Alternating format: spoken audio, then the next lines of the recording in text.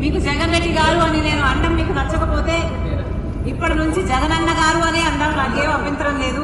వాళ్ళు చేసిన డెవలప్మెంట్ ని చూపిస్తామన్నారు. సరే సార్, మీరు చేసిన డెవలప్మెంట్ ని చూపించండి, మేమంతా సిద్ధంగా ఉన్నాం చూడడానికి. చూస్తుంటే సరిమలమ్మ గారు ఏదో ఒక ఛాలెంజ్ ఇస్తారండి, డెవలప్మెంట్ ఎక్కడ జగన్ రెడ్డి గారు అనేసి. అమ్మ నేను ఒకటే చెప్తున్నా, డెవలప్మెంట్ చూడాలని అంటే ఇప్పుడే నువ్వు ముందు చెప్పుకుంటే నీ బండి ఆఫీస్ ఇక్కడ చూపించింది. ఇక్కడ పలాసలోని 200 పడకల హాస్పిటల్ కిడ్నీ రీసెర్చ్ సెంటర్ పెట్టారమ్మా, డాక్టర్ వైఎస్ఆర్ గారి పేరు మీద.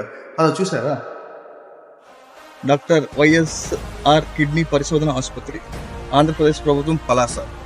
నీకు అభివృద్ధి కావాలంటే ఒక పని చేయండి, ఇచ్చాపురంలోనే మీరు ఉన్నారు, ఇలా వస్తే పలాస మీదకి వెళ్తారు, ఇటు సైడ్ ఒక టర్న్ వేస్తే 200 పడకల కిడ్నీ హాస్పిటల్ కనబడుతుంది.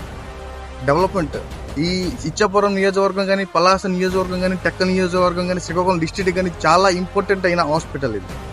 చాలామంది